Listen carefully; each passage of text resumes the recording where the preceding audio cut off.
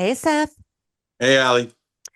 Another great guest today. We have Chris Ahuja. So, Chris ran for Congress in California. Unfortunately, he did not win his primary. However, he's still really active. He's a creator. I follow him on Instagram. He is always kind of giving it to Trump, which I love. Um, I imagine he's still pretty active in his community. We'll find out. But I love to talk to candidates who've won and unfortunately lost their primaries because it's nice to have that debrief and understand what the process looks like Yeah, to run for office because a lot of people don't know. If you've never run for office, how would you know? You know, exactly. And so it's a good thing that Chris is here to kind of let us know a little insider information little inside about baseball. how it goes down. Yeah. Yeah. So let's welcome him in. Hey, Chris. Welcome to Left Out Loud. Hey, good to be here. I really appreciate the opportunity, and yeah, I'm excited about this conversation and just letting you guys know how it's all been. Yeah. So let's start there. You didn't win your primary. And when was it? It was time both standstill and moves at the speed of light under this administration. So Yeah, was it a few weeks ago? yeah, literally. I mean, now it feels like it feels like it was a few months ago, but no, it really was just a few weeks ago. It was June Yeah. 2nd. Okay. So, um, yeah, I ran in 2024, Hmm. which was very different than this time around in 2026, and we didn't win, which obviously you want to win. I'm a competitive Sure. person, but I think this time around, especially in 2026, with so many different races across the country, there's all these grassroots candidates, Mm, and then of course social media, using social media to get your name out there and really let people know that there are options out there. yeah. And for me, I think I learned a lot. I learned so much this past cycle, and um, yeah, I have all sorts of I have all sorts of I stories. can't wait to hear him. Um, when you're getting attacked a lot on social media by what seems to be coordinated attacks, um, and then they slowly stop attacking you, you're like, no, keep attacking me, because Yeah. we had some very coordinated attacks um, that weren't And, just and do you think were they from the right or were they from the establishment Democrats? Are they a mixture of both? the specific coordinated trolls. I think they were from within the Democratic Party, Yeah. uh, uh, or what's the words, allies of the incumbent. Yeah. Um, I don't have proof of it, but Sure. it was pretty interesting. The timing, the consistency, Hmm. and one of the trolls um, on TikTok, they actually then wrote something I think a week or two ago, and they're like, "Oh, you're still posting? Well, I'll give you that." Um, and Wow. and Like that you was should just cease to exist if you don't win Well, your the race. Just grift is over, guys. right. The grift yeah, is yeah, right. over. So you just stop talking, right? I mean, I've seen that too from other people, but Sure. from and you guys have too, I'm sure. But Hmm. yeah, I had no intention to stop. It's good to take a break. Like, I walked my dog for an hour earlier. I haven't on a weekend. I haven't done that because I've been, canvassing for pretty much like a year, knocking Yeah. on doors consistently every Mhm. weekend. So I do enjoy that. It is fun to talk to people, but it's good to take a break, Yeah. kind of breathe. Decompress. Yeah, decompress. That's the word I was looking Yeah. for. Yeah, Yeah. It's decompress. such a huge commitment and sacrifice, especially if you're a progressive grassroots candidate. You don't have a ton of money in the coffers, right? You get small dollar donations, no big PACs are contributing. So you've got to be out there pounding the pavement. It has to be exhausting. Yeah, it's exhausting. When I ran in 2024, that was literally like 6.5 weeks. And so I didn't even have like a website up. That was still being built out. That was like a crazy sprint. And Mm, so this time around, um, I didn't keep the energy like that for 10 months. You have to take a break a little bit. sure. Of course, everyone's a volunteer, so have to be respectful of everyone's time, and you do Hmm. what you can and you organize the best that you can.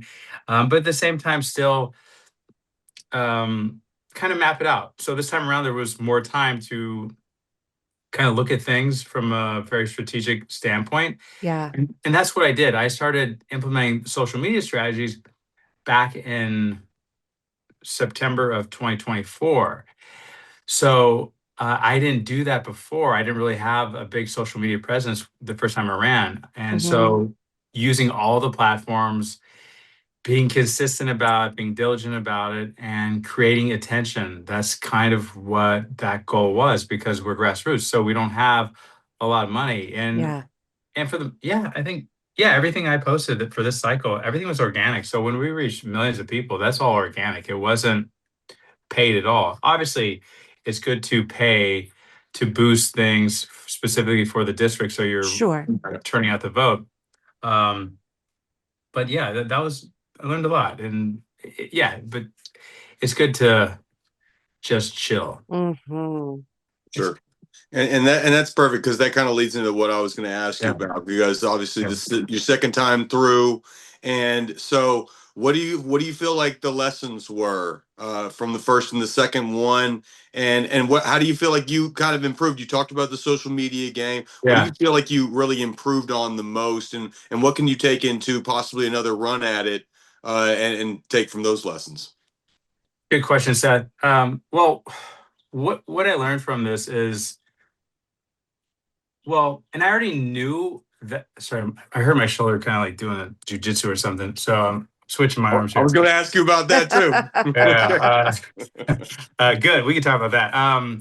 So the main thing is, my main strategist, he's an expert in political science and voter statistics, voter behaviors. He's a PhD from the University of Michigan, for all the Michigan fans out there. So even in 2024, like, I knew the same things, but this time around, it started to really connect, because name recognition is the most important thing. And we're in June still, but even the past few weeks, I was doing a really cool job doing research for public transit in Orange County. And even though I was in Orange County, which isn't the district, there were people who knew who I was just because of my social media. Yeah. And I was kind of shocked by that, because I wasn't around those people. My like team members, like, hey, somebody was asking, like, hey, is that Chris over there? And they're like, yeah, that's Chris. And like, I watch all his videos. And I thought my team members were kind of just, blowing smoke up my ass, just kind of like, because I'm Numbers look good, Chris. Yeah, We're really making a impact here, Chris. Yeah. And so I was like, they really said that? They're like, yeah, this person watched all your videos. And then somebody else said they voted for you, but they lived in LA and Los Angeles. And then that happened, in the district, where I was at the grocery store, I think a few days before the election. And the reason I bring this up is because name recognition is what people remember. So unfortunately, people don't necessarily always vote on the issues, because if that was the case, nobody would have voted for Brad Sherman, the incumbent. Right. But that guy, he blasted ads 24 hours a day using all his money. So you see his ads all the time. He copied my videos from a year ago, my walking and talking videos about ICE.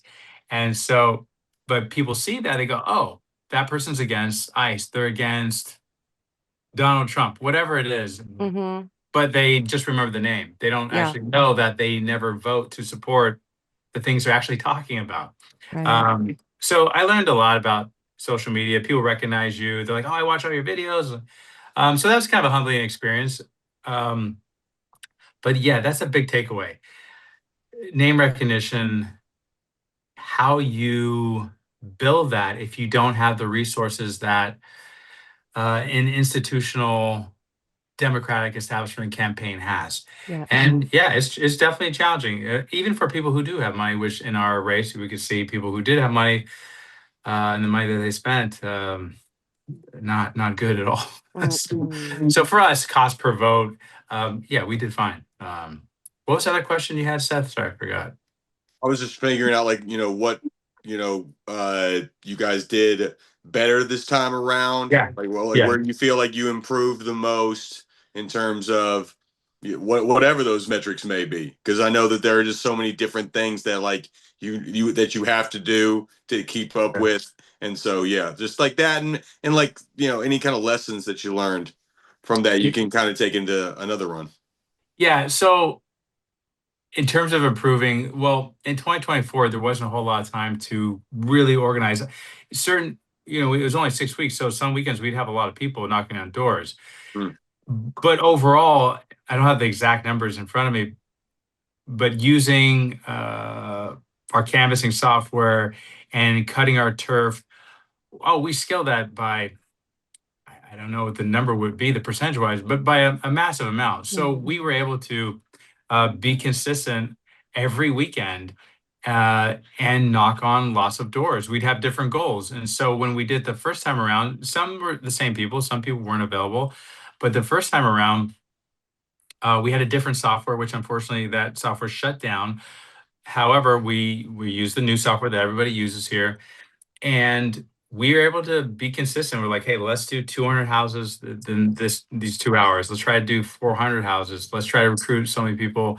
And just by doing that, we improved a lot. And then towards the end, even like I guess 6, 7 weeks ago, using another software specifically for texting or for phone banking and seeing how that works, it's like, oh, this is really cool. We in 1 hour we called I don't know 400 people. So Mm. you can kind of see like, okay, you have your canvassing, your turf, you have your phone banking, you have your text banking.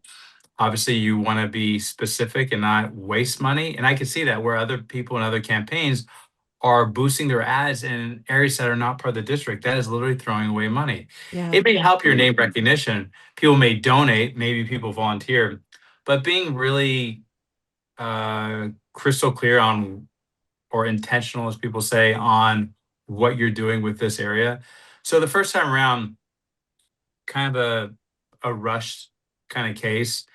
I learned like meet and greets, our fundraising, working with the fundraising team for the first time. I never did that in 2024. So I, Mhm. I worked with Zorwan's team for almost I don't know, 7 months, Okay. uh, from March of 2025. I think till towards the end of the year, and I had to make some decisions that were best for our campaign. But that was a really good experience and seeing how that part of it works. Mhm. And a lot of meet and greets, like I started doing more towards the end because I did get like threats. I had different threats. When I had videos that went really massively viral. Um, and I had all these messages on Facebook, on Instagram, and that was a little scary. Yeah. That I never had that before, and so I talked to some different people who are experts in that field, and I was still more vigilant. So all these different things, and then of course, if somebody wants to come over to my house, they're more than welcome to. They're not gonna be able to leave. Um, but but figuring out how to manage all these things, and of course, having the right people to lead certain areas. And so I delegate and put trust into my team. One of our team members was telling different people this every time we were like canvassing, and I think he posted on social media a few times. But I think that's part of leading a team. First of all, I don't think anyone's born a leader at all. I think it's something you have to practice. And Mhm. so having different people doing different things in terms of helping the campaign. Yeah. So the first time around, it was so rushed. It was hard to kind of uh, see things from a distance because you're in the middle of it. And so, yeah, I learned a lot this time around. I know how to make it better. Uh, yeah, I like a challenge. Yeah. That's I like an impossible and challenge. So on that, kind of piggybacking on that, well, first of all, a two-part question. Yeah, Besides sort of the threats and things that happen, which are horrible, unfortunately, yeah, very real part of our politics, especially, with the advent of social media and how it's right. kind of taken Yeah. over in the way that political candidates run. But besides that, was there anything throughout this process or behind the scenes that you found really shocking that maybe um, voters wouldn't get to see or know about when running for Congress? Yeah, well, I think, and I saw this the last time in 2024. There's so many. voters that don't know. They don't know about certain things that may be happening in the district. So one thing, by the way, I'm looking over here, but hopefully it doesn't look weird on the thing. No. I catch myself doing that a lot. And I learned this in 2024, where a lot of people didn't know about the Sepulveda Transit Corridor project. And that is a project here in Los Angeles that has basically been delayed for a really, really long time. Yeah. It would build public transit. Specifically, we would want heavy rail from the San Fernando Valley over the Sepulveda Basin, the 405, to West LA, and then eventually would lead to the LAX. And the incumbent was always catering to the 1% and the areas surrounding where it would be built. And when people go, oh, wait a minute, I could get on a subway or a train from the San Fernando Valley, get to where I need to go on the west side in minutes, they, of course, all supported it.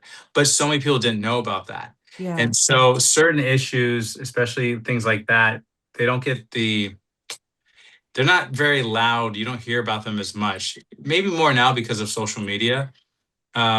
Also, people they're creatures of habit. In this particular district, Brad Sherman has been here for 30 years. Ugh, And so long. so long. I know, it's so long. Or 31 years, whatever it is. Insanity. And so I think when you're talking to voters, most people may not like somebody, but that doesn't mean they're not going to stop voting for them. Yeah. And so it really goes back to your name and letting people know who you are. Even after the election, there are people like, oh, I didn't vote for you. I'm like, it's okay. Like, there's only so much we can do with our budget. Right. So I think voter behaviors, Republicans get sad if you bypass their door because you're not going to talk to them because you're going around. So when you're knocking on doors and you're like, oh, I need to skip that house, but the guy's outside, cleaning his boat. And you don't want to look like an asshole. Yeah. So just walk on by. Yeah. Right. Yeah. But they talk. I have great conversations with Republicans, but most of the time they talk a really long time. And so to be efficient, we can't talk for really more than 2 minutes. That's it. Because you're not voting for me anyways. Yeah. I say nice, but 98% of the time, a Republican is not voting for you because of party ID. Yeah. So Proposition 50, which was new for this cycle. So Proposition 50 in California redrew congressional lines. Yep. And even though I think it was a good idea, it really, in our particular race, it really helped the incumbent. It really helped institutional power stay there. And so that area that got changed dramatically was all of Simi Valley, which I really like Simi Valley. I think it's a good community, a lot of great small businesses and really good people. But there are a lot of Republicans. And we canvassed over 1,000. I don't know what the exact, maybe it was 2,000, 3,000 houses there. It was a lot of houses. We had over 50 yard signs there. And I don't remember the exact number. Maybe it was 700 votes total, which I was like, I thought we would have done way better. But my point is that really helped the incumbent because the one Republican in our race, I humiliated him a couple of times. That Republican didn't even campaign. I think he's like 81 or 82 years old. God bless the guy. But he was only as the first time. Was he running for the first time? No. He's ran multiple times. He ran against them of LA when he was in another district. He's just one of those people who just runs. They're never going to win. It's just, I don't know. Maybe they just something to do. Something to do, I guess. Yeah. Well, that guy, because there's only one Republican, he didn't even raise hardly any money at all, like practically nothing, but it doesn't matter because of party ID. Yeah. So he got so many votes, maybe 50,000. I forget the number, but he got so many votes just because there was more Republicans now in the district and he was only Republican. So I think I realized that, I don't know, a few months ago when it was like, oh, there's only one Republican. Last cycle in 2024, there was two. Mhm. He had 29,000 votes because he was in it before. The other one had like 15,000. And then I had close to 13,000. But this time around, there's more people in the race, more active participants, one Republican. And when you look at the numbers, it first looked like the incumbent was weak, but that's actually like a mirage. When you add up all of the Democrats in the race, Yes, you're the slicing incum- up that pie. and the incumbent, though, even with all of those Democrats in the race, that total number is still significantly less than what the incumbent Brad Sherman got. He still got significantly more, even with everyone added up. So it tells you kind of the challenges for anybody, even if someone does have money. Like, how do you beat an incumbent? And it's not just for this district; it's for other races too. And we'll see Sure. these next races that are going to happen, whether it's Senate, whether it's Congress. Mhm. But Yeah, we see it. We see it all over the country. I right, mean, Yep. the And most challenging thing for a Democrat is their incumbent. yeah, period. Yeah, truly. And so, like what I'm excited about is, you're a self-described democratic socialist. yeah, And, you know, we have the momentum right now. Like that is the thing that I think that I love the most coming out of these primaries, going into the midterms, is like realizing that we have even more momentum than I thought we had. I mean, Mhm. certainly New York really yeah, showed us that. And yeah, so, I think the performance that democratic socialists can do in some of our biggest cities, right? New York City, DC, LA mayoral race was really good. So yeah. the performance of these mayors can Mm-hmm. really pay dividends for candidates like you. Maybe even when you're not working, people are seeing, oh, these issues are really working. These guys are getting results, and they're not taking any crap. They're not, because for years we were told, oh, there's just not money for that. We got to fund this. Yeah, There's just the money's not there, and so Zoram's showing us that there is money for that, and yeah, you've just been told something completely different. So I think, and I want to know what you think about it too. Is, I think that um, the way that they're able to run their cities and the results that they're about to get are about to pay dividends for candidates like you. Yeah. yeah. It was really cool when I first started working doing fundraising with the team that uh, works with Zoran Mamdani. Because that was early on, and so I forget what he was pulling at, but it was inspiring to. I think he was like pulling, at the bottom. Mhm. Um, but like learning about him, learning like what his focus is, learning how he seems to think and what he is unapologetic about. It's definitely inspiring. Even in my own neighborhood, I was walking and there was somebody in my neighborhood who was like, "Oh, I phone bank for Zoran," and so he was able to build such name recognition. And these other people who were trying to act like he didn't have a job, like this Andrew Cuomo, straight up loser, that guy. Yeah. Um, no offense to the Andrew Cuomo fans out there. Nah, Um, not here. but seeing he was already an elected representative, so he was already in state assembly, so he already had support, he already had donors, he already had name recognition. Obviously, not as much as he did once he won, Mhm. but I think that's inspiring. And also, yeah, about the issues. Issues are why we do this, and speaking up about whether it was about ICE, whether about Gaza. Um, Affordability. And then the Democratic Party establishment started copying the affordability. They all started saying affordability, affordability. Yeah. Um, when they still will say, "Oh, we don't have money for these things." Most of these time, especially with recent, whether it's in Iran, you see the Democratic Party voting for an illegal war. It's like, what are you guys doing? You're this complicit. And so I've made a lot of videos about this where, yeah, maybe it's not politically smart to criticize Hakeem Jeffries, but I'm sorry, I'm going to I do it criticize all the him. time. Yeah, I mean, I think It's one of my Axios. favorite things to do, actually. Yeah. And I get a lot of shit for it, but sorry. We have that right to do it. And when you can see someone performing Cory Booker too, like Yes. Chuck Schumer. And Chuck Schumer. Yeah. I mean, Like, all Democratic leadership right now has failed colossally. there's really only a few people who are doing anything, and there's only a few people maybe in the Republican Party. And like Mhm. Thomas Massey, I was, it was cool to see him do that stuff with Ro Khanna for them to work together. Yeah, But at the same time, you're only speaking up because you lost. exactly. That's a coward. Yeah. Like you're a coward. You're only saying now because you're not worried about Donald Trump. And so, um, yeah, you want to hold these people accountable. They're supposed to be working for us. And in Mhm. our area, um, like Brad Sherman, for example, voted present on the Charlie Kirk Remembrance Act. Mm.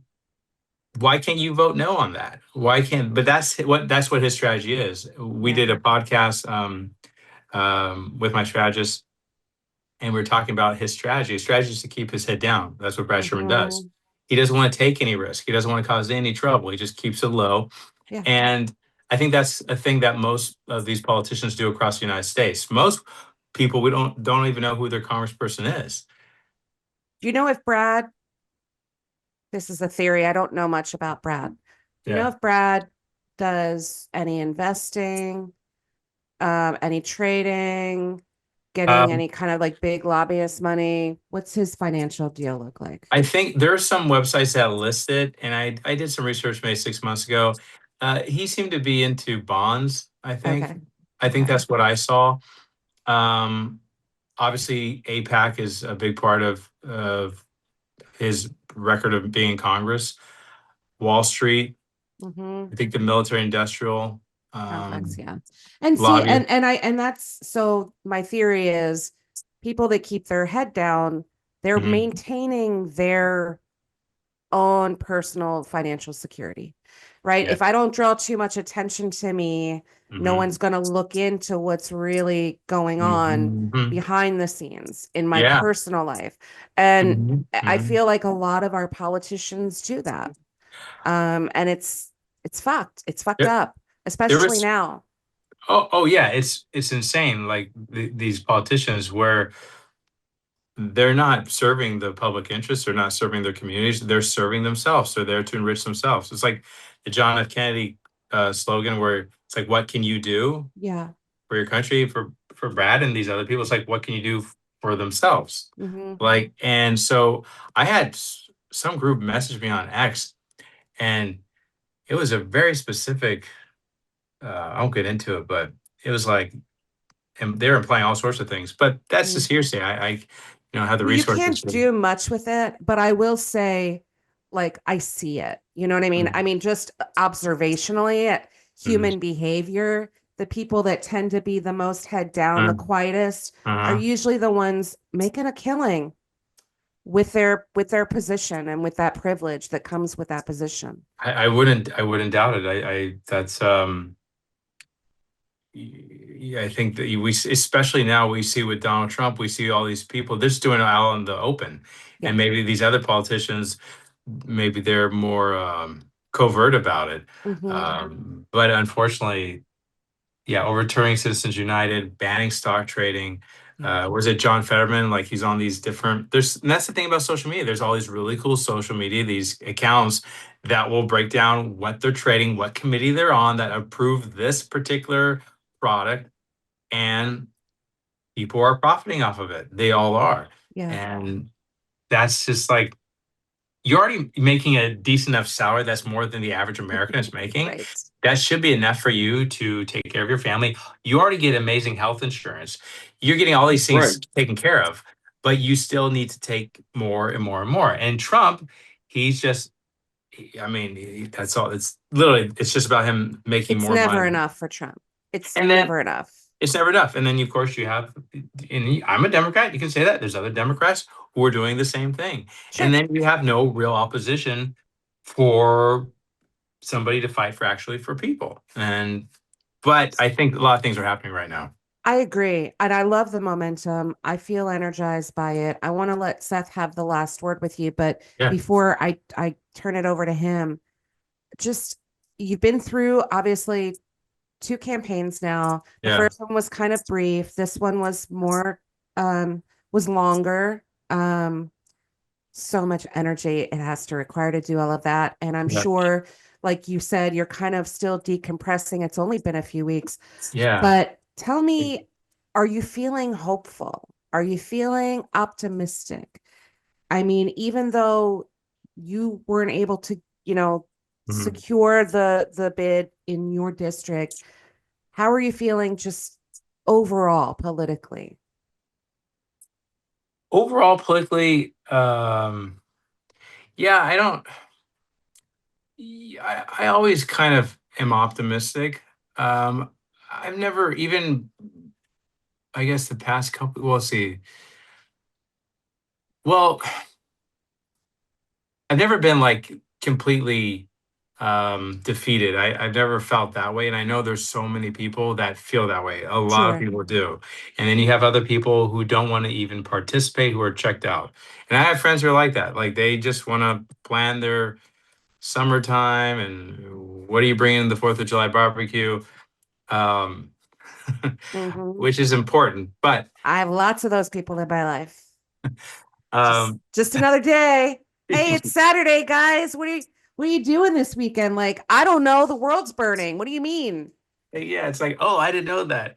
Um, so I'm optimistic. I think kind of looking at all these things and just paying attention that sooner than later, and we can kind of start to see that every couple of weeks, we can see the Republican Party getting pissed off Hmm. and angry at Donald Trump.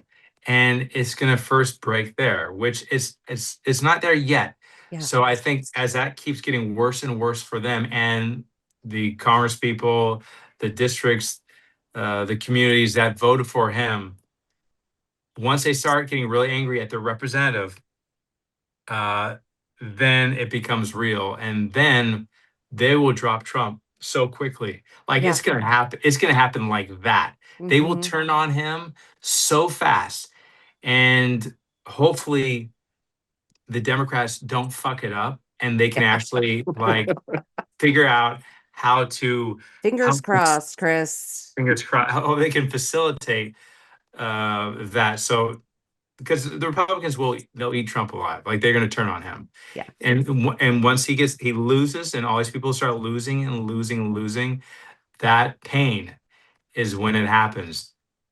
And yeah, in terms of Democrat socialism or Democrat socialism, I think more and more people I saw on The View was Joy Behar was talking about, like if the ambulance comes, if the police Yeah. come, if the fire department come, like yeah, that's good governance. That's I think that's the way people.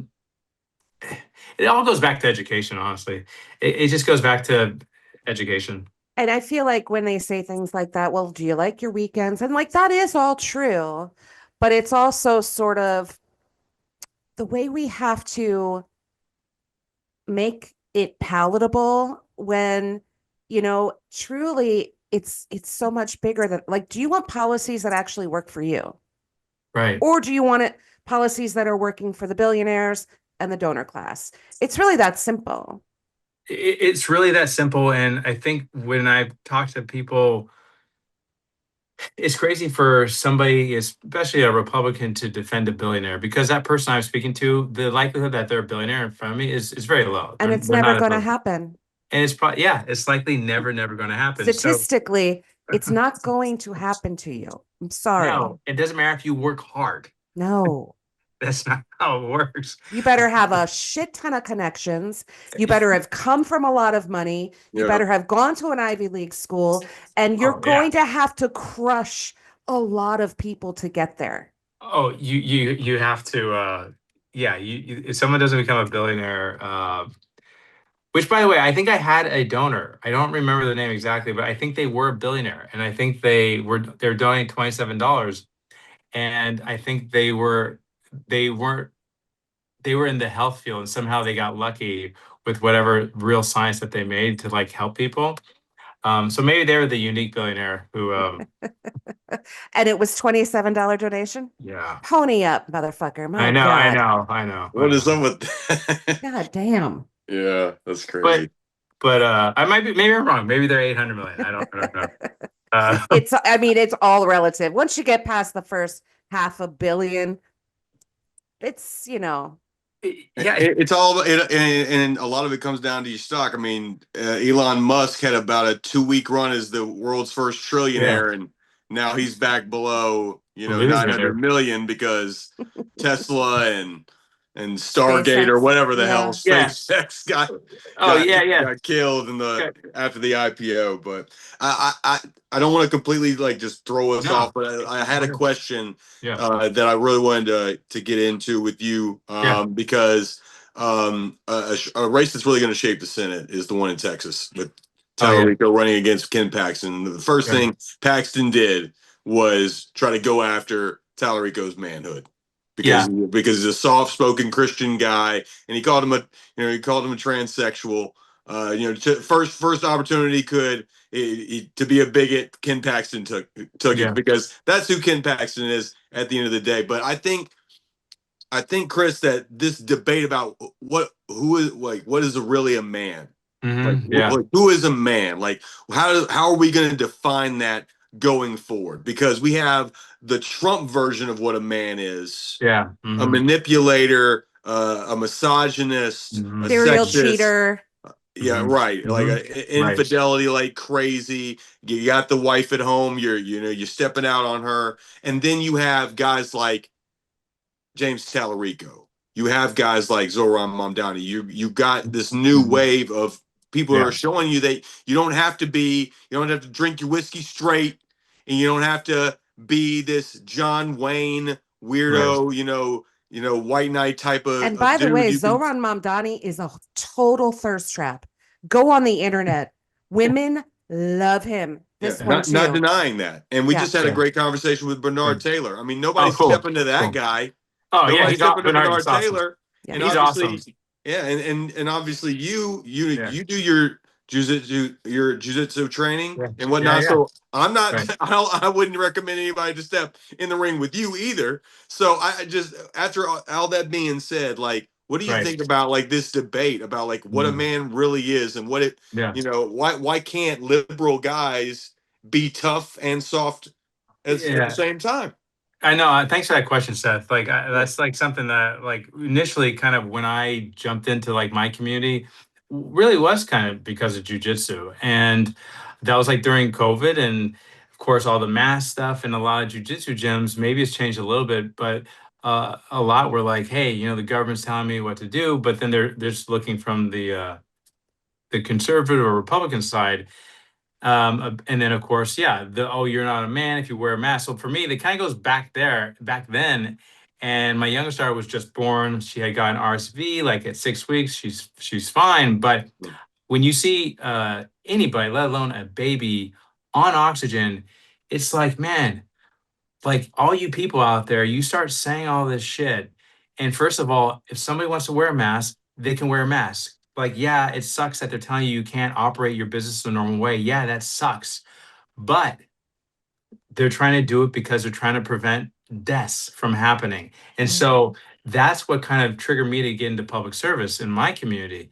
And this question that you have, Seth, um, and then what I've seen they say about James Tallarico in saying these things, uh, trying to belittle him, his masculinity, because he's clean cut and made the way he looks. It's just, first of all, I'm not gonna say it's childish because children don't act like that. Yeah. It's just mean, and it's fucking stupid. And so the way you cut through that is you cut through it to them. And so, and sometimes people on the left get upset. Like if I make a video about something like that where I'm turning around on those people, sometimes people on the left are like, oh, you shouldn't do that. I'll do whatever the fuck I want to do. And I will say whatever I want to Clip say. that. Yeah, let's clip this. And so, and I'd had that myself, and I still do. Maybe someone wrote something earlier today, but they always say libtard, or these different terms. And Crazy. I think I made a video last week, I think calling some MAGA person a libtard. I forget who it was.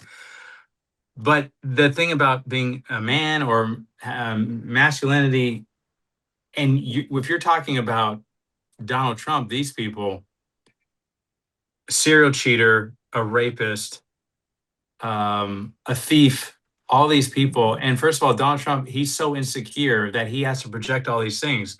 The fact that he has to go, even if you went to UFC from the beginning, Donald Trump has never trained in a ring before. He's never done any grappling. He's never done any boxing. He's not athletic. If anything, he is so beta, that guy. He is so beta. Yeah. He's beta Trump. That's who he is. And so when all these other people who perpetuate this thing about masculinity, and I see it, people will comment. I have like these random trolls throughout America, and they say these things, and I don't go around fighting people, but I will fucking choke them out. Like, I will choke them out in a second. I'll let them take my back if they want. They can start with an advantage, and I still will choke them out. That doesn't mean I'm a man, but the fact that these guys out there perpetuate this toxic masculinity, it's so offensive to me, because that's not what a man is. A man takes care of their family. A man is a good person. A man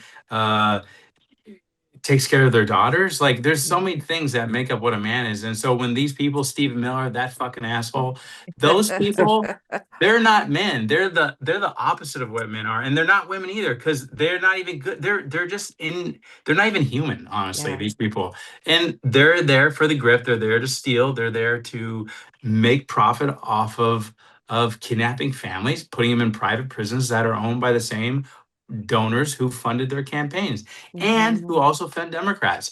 And so the masculinity thing, that really pisses me off. And because I would hear in the jiu-jitsu community so much, and there's people in the jiu-jitsu community who are well known, and even like a week or 2 weeks ago, when that guy who was at the White House, the fighter who said Michelle, Oh yeah, that guy. that guy, I didn't even know who that guy was before, but like, that was so fucking gross and just an asshole. Like, Michelle Obama, that's the first lady, Barack Obama, president of the United States, they represent America. And at the White House, that guy happened to go there to fight and say that. And I remember saying this one well-known jujitsu teacher, like promote that.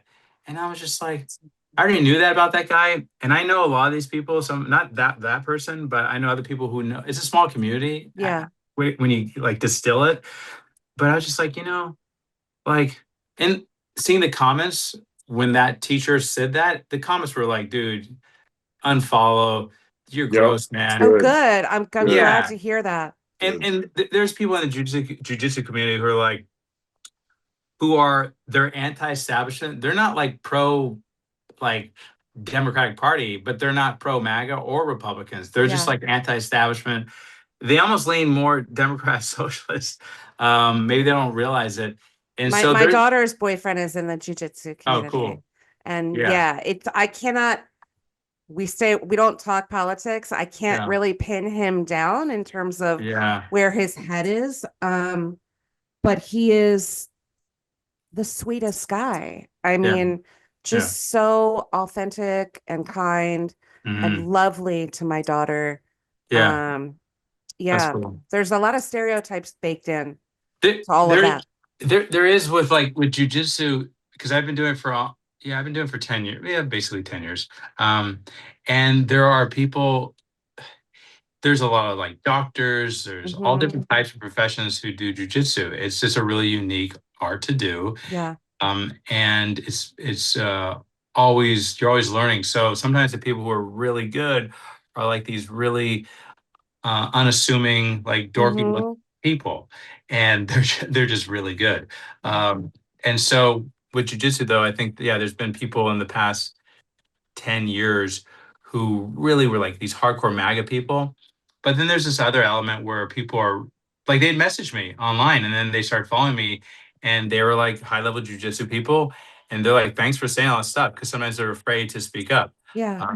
And I'm, it's real quick, a real good story. A teammate of mine for the school that I'm ranked under, they have coaches from all across the United States, and a really cool dude who was a Republican supporter, always liked Trump and did security when they didn't have enough people in where he lives.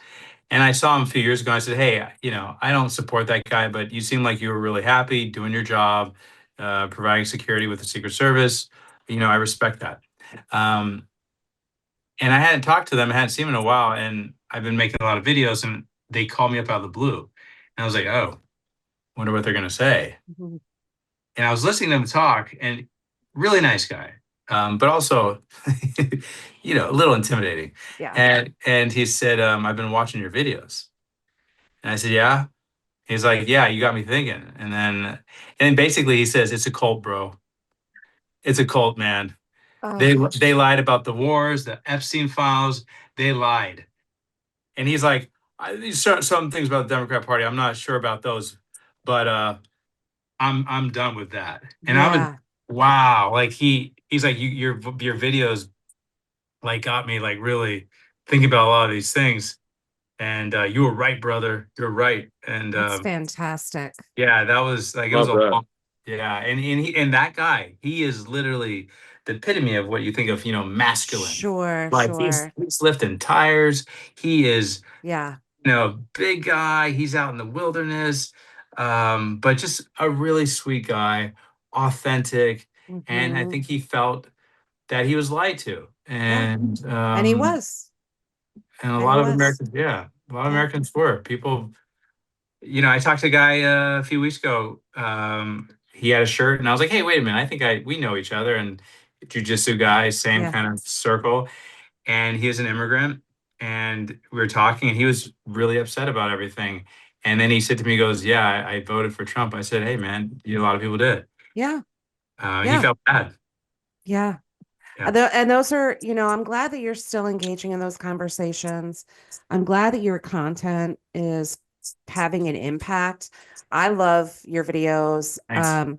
I truly hope that you run again. I know it's exhausting and it's a Yeah, huge commitment of time and energy, and I'm sure a sacrifice financially, but yeah, um, wow, you're so right for that type of role. And so I really hope to see you make another run for it. But if you don't, whether or not you do or don't, really appreciate the sacrifice that you made to try Yeah. and make a difference in your community and for our country. And it's really honorable. Not everyone is cut out for that.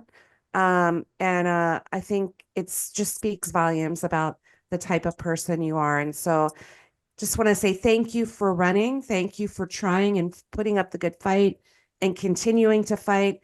And thank you so much for coming on the show. It's been a Yeah, real man. pleasure. Yeah, you're a friend of the show now forever, man. oh, So I thank you Yeah, mean, guys. if you Thanks. ever absolutely. you ever run again, you need to come back. If you don't, we still love to have you back, just Yeah, talking Hey, democratic socialist stuff, baby. Let's yeah, thanks. go. No, thanks, you guys. That means a lot, Allie, Seth. It does mean a lot because you get in the middle of it, and you're just like, okay, we're gonna hit 200 houses a day. We're gonna do this. right. Yeah. So then, but no, it means a lot, and yeah, it's hard for me to sit still and just kind of let things happen. Hmm. I don't know if I'm gonna run for that seat again. I'm not sure. It's Yeah, pretty it's challenging. fresh. It's only Yeah, been a few weeks, so true. you got to just allow yourself time to rest. Yeah, and Get back to real life for a little bit. I'm glad to have met you through that signal chat. Yeah, me too. So yeah, I really appreciate the opportunity to do this. You guys are super cool, super authentic, Thank you. super professional. So are Uh, you. Appreciate You're that. thank, all of those things. thanks. And I'm a big fan and I'm gonna keep watching your content and um it's just so good. You're so Yeah, good with the burns, Chris. Love it. thank you. That was a big brother. It didn't really click like some of the stuff that I was doing, and then when it really kind of like started to pop, one of my first viral videos was when Zelensky got ambushed at the Oval Office. Yes. And so my strategist was like, "Hey, you need to make a video right now about Mhm. this. Like, you need to do it." Yeah, get out front. And then that was like, yeah, the first one was like Yeah. 100,000 views, and then started to go, okay, and then the trolling, and sometimes people on the left don't understand. Like, I had some conversations with some DSA folks, and they're like, well, you should be talking about this. I'm like, yeah, we do talk about that, but you got to do Yeah. this too. And Yeah. then when you show them the analytics, like, oh, okay, Oh wow. wow. Oh. Yeah.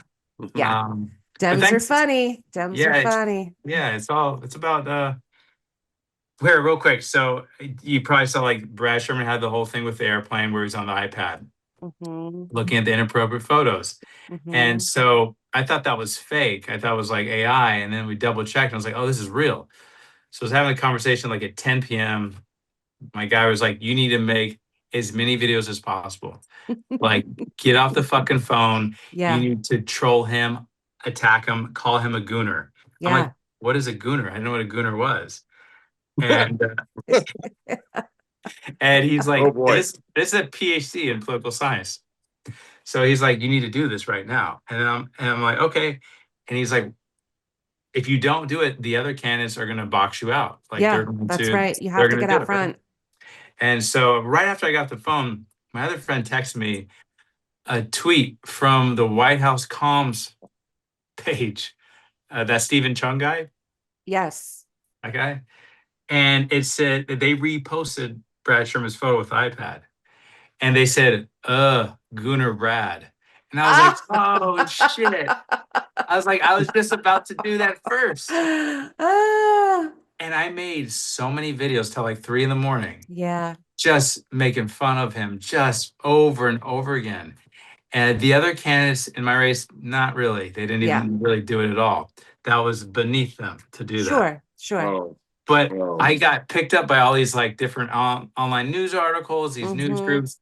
And then that's when this one particular troll, I forgot the troll's name.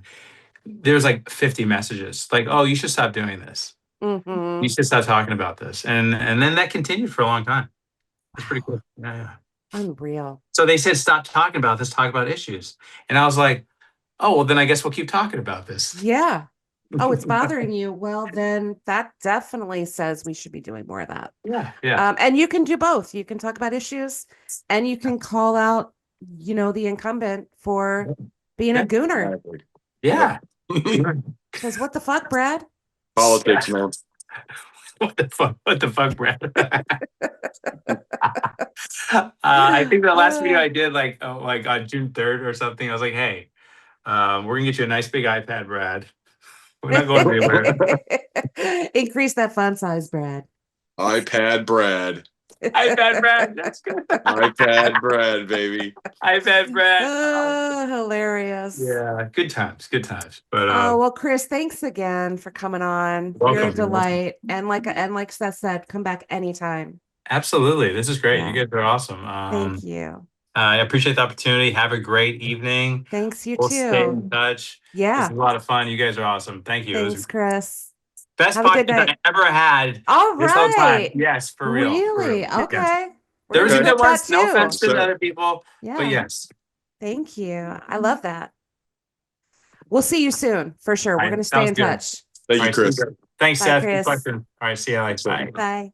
Bye.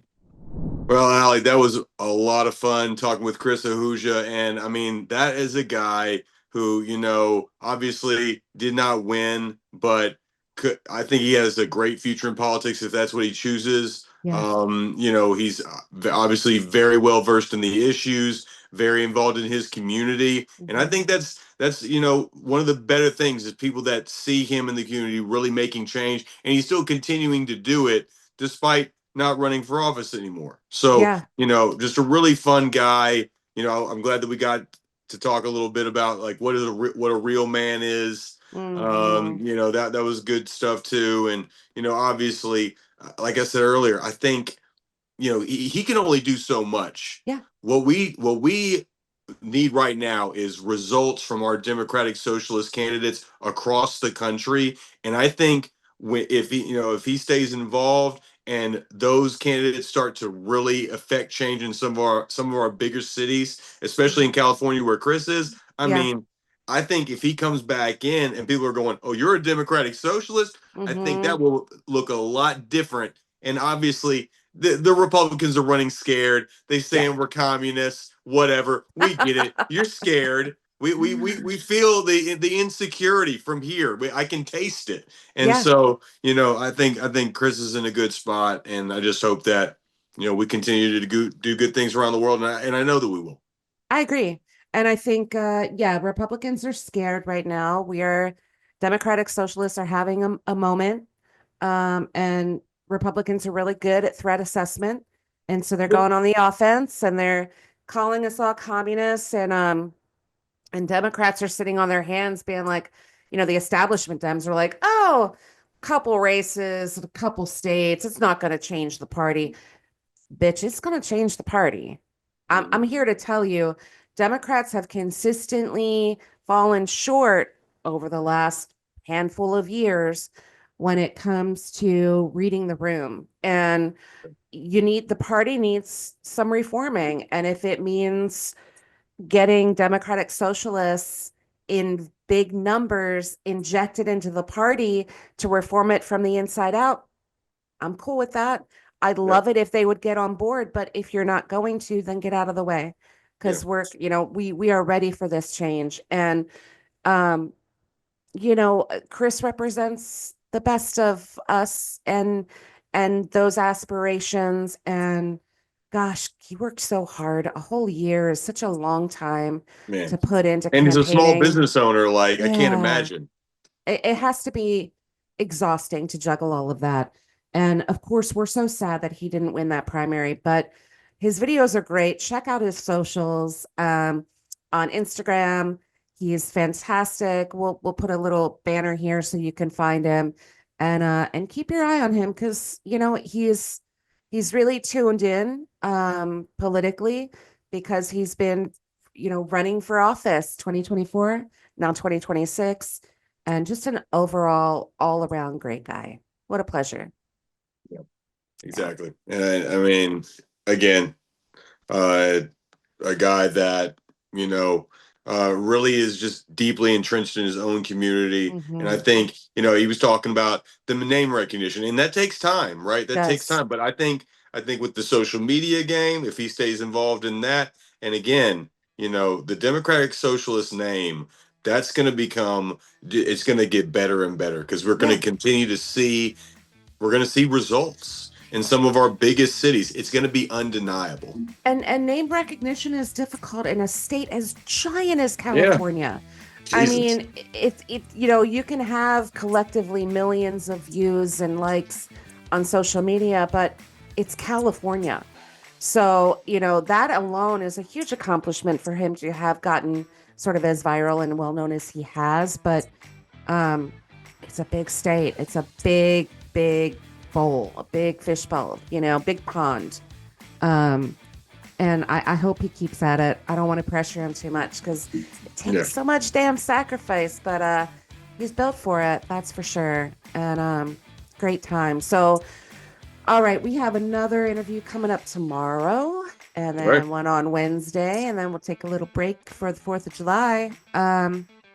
But it's been a great last couple of weeks, Seth. I'll tell you what. Great week for progressives. Yeah. I mean, like I said earlier, better than I could have hoped for. Me too. And so, we're doing this for a reason. It's really great to see, the things take root. Yeah. It's really special to watch the beginning of this because it's just the beginning. Absolutely. So much more to come. All right, Seth, enjoy the rest of your night, and I'll see you again tomorrow. All right, see you then. Bye.